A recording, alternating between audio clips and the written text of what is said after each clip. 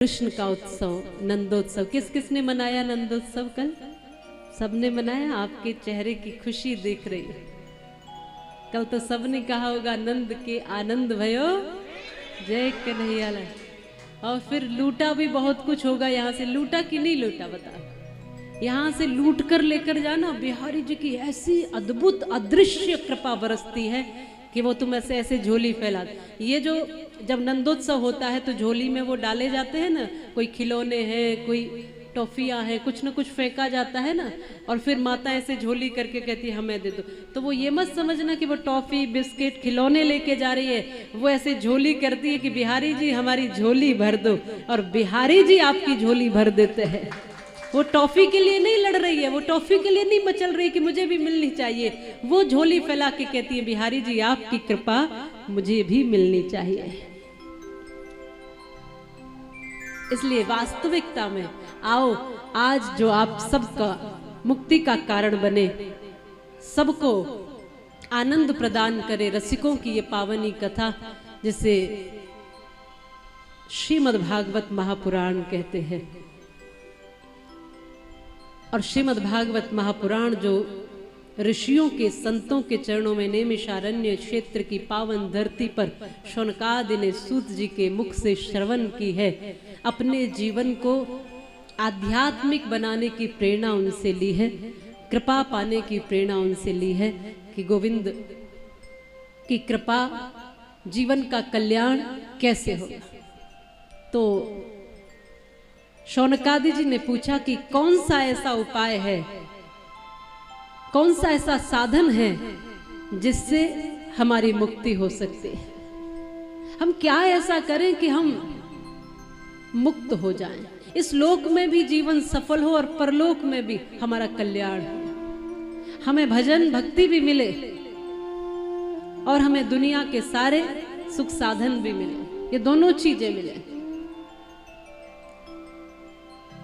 पर परम मुक्ति यदि चाहते हो तो एक ही रास्ता है, वो है आध्यात्म।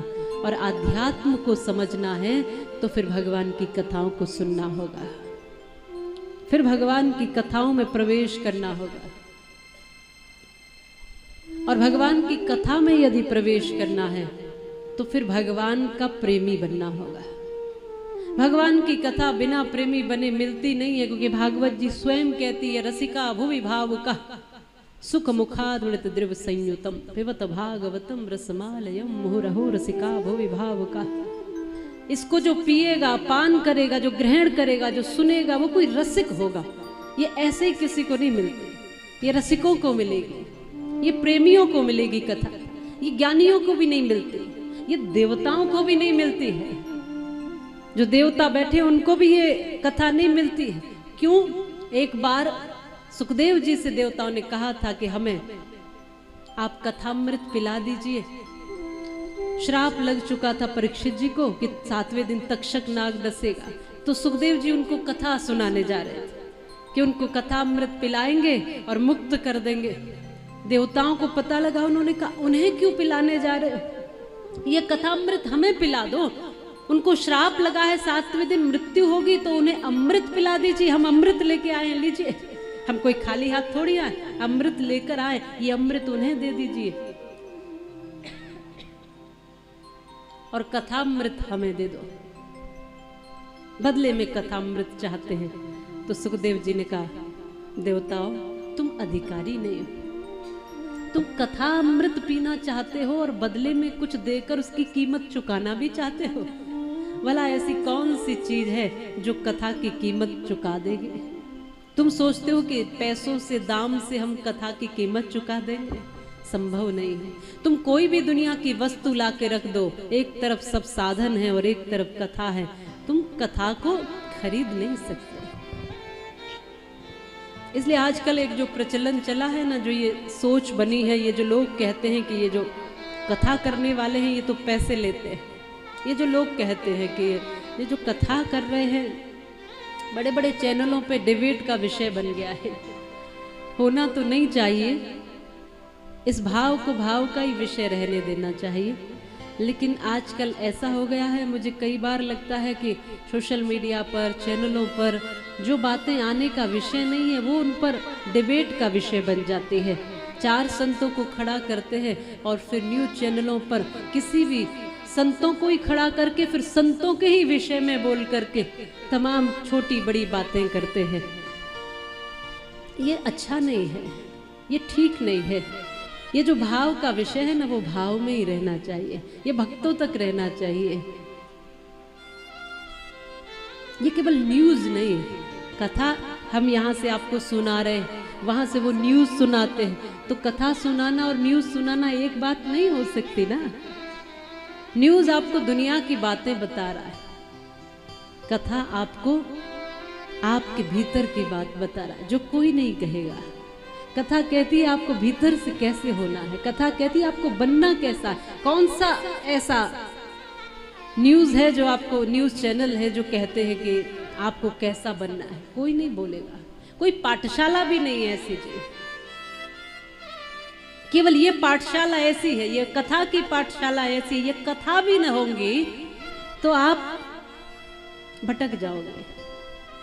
ये बार बार संत, महात्मा, महापुरुष कथाओं के माध्यम से, सत्संग के माध्यम से, धर्म के माध्यम से आपको भगवान से जोड़े रखते हैं, आपको सदकर्म से जोड़े रखते हैं, आपको दान पुण्य से जोड़े रखते हैं, आपको अपने संस्कार और संस्कृतियों से जोड़े रखते हैं।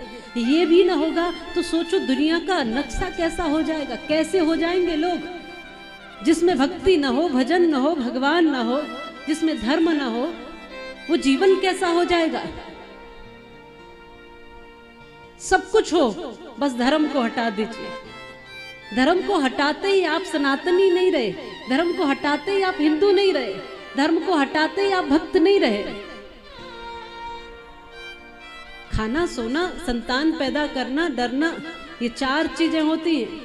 आहार, निद्रा, भय, मैथुनं च सामान्य में तत् पशुभि नराणम ज्ञानम नराणम मधिको विशेषो ज्ञाने नहीं न पशुभि समान। ये सब चीजें जो होती हैं, खाना, सोना, डरना, संतान पैदा करना, ये सब कुछ तो पशु भी कर लेते हैं। केवल हम मनुष्यों के जीवन में धर्म ही तो एक ऐसा है जो हमको पशुओं से अलग करता है, जो हमें मनुष्य बनाता है। हमारी विचारधारा, हमारा सोच, हमारा चिंतन ही तो है जो हमें थोड़ा सा अलग करता है। ये श्रीमद् भागवत कथा जब ज्ञान, वैराग्य, भक्ति ने सुनी, उनकी सारी मूर्छा, सारी जर्जरता, सारा जो कमी कमजोरी थी सब समाप्त हुई। हम सब भागवत को सुने, ये साक्षात कृष्ण का दर्शन कराते। हमने लिखा था कि भागवत भगवान का प्रेमी बनाती है, जो प्यासे हैं उन्हें प्रेम अमृत पिलाती है। भागवत की गहराई समझकर तो देखो, भागवत तुम्हें कृष्ण दर्शन कराती है। भागवत आपके भीतर से सब विकारों को मिटाती है। भागवत तुम्हें भगवान का बनाती है। क्यों आए हो दुनिया में इंसान बनकर? भागवत जीवन का तुमको सार समझाती है। कथा आपको बताएगी कि आपको बनना क्या है, कैसा होना है। महात्मा की कथा आप सुनिए। महात्मा की कथा आती है भागवत जी में, आत्मदेव नाम के ब्राह्मण की कथा। उनके पास जीवन में सब कुछ है, सब कुछ, एक संतान नहीं है, बस इसके लिए मन में अतृप्ति है। सब कुछ है, बस संतान नहीं है, इसलिए दुख है। और यहां तक सोच लिया कि मैं आत्महत्या कर लूं। आत्मदेव सोचते मैं बड़ा पापी हूं, मेरे आंगन में जो गौ माता है उसके कोई बछड़ा नहीं है, मैं जो पौधा अपने हाथ से लगाता हूं वो वृक्ष बन जाता है पर फल नहीं देता, मेरे अपने कोई संतान नहीं है, तो मैं पापी इंसान हूं, मैं ही पापी हूं, इसीलिए अपने जीवन को समाप्त कर लेता हूं। ऐसा आत्मदेव नाम के ब्राह्मण ने सोचा। मरने के लिए चले घर से, देखेंगे कहीं मरना तो है, जीना नहीं है।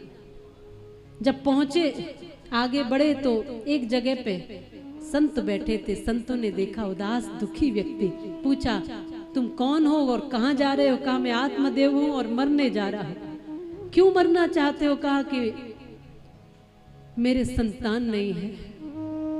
वैसे सब सुख है, ब्राह्मण हूं, कर्मकांड करता हूं, सब सम्मान करते हैं, पत्नी है, सब है, संतान नहीं है, इसलिए इतना पाप का बोझ मेरे मन पे है कि मैं जीना नहीं चाहता।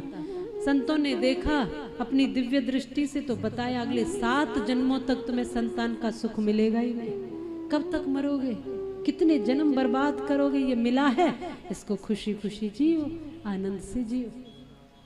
लेकिन ऐसा लोग करते नहीं, जो मिला है उसमें संतुष्ट रहते नहीं।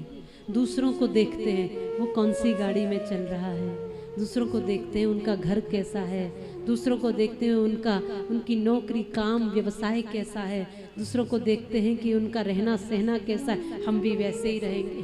कोई पड़ोसी अगर चला जाए घूमने कहीं और वो कहीं फेसबुक पे फोटो डाल दे, तब तो भाई दूसरे दिन ही कहने लगते हो हमें भी जाना है, हमें भी जाना है।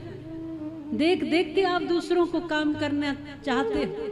मैं तो ये कहती हूँ बिहारी जी भी आओ तो दूसरों को देख के नहीं, अपने मन से जब आवाज उठे तब दौड़े चले आना। अब दूसरों को देख के करते रहोगे, चलते रहोगे, तो जब दूसरे गड्ढे में गिरेंगे तो आपको भी गिरना पड़ेगा। दूसरे तो कुछ भी अपने अपने अनुसार सब जिंदगी जीते, अपनी अपनी मेहनत का सब खाते हैं। आप मेहनत करिए और अपने तरीके से अपनी जिंदगी को अच्छा बनाइए। खुश रहो जो मिला है उसमें, कम होगा ज्यादा होगा उसमें प्रसन्न रहो, मस्ती में आनंद में रहो।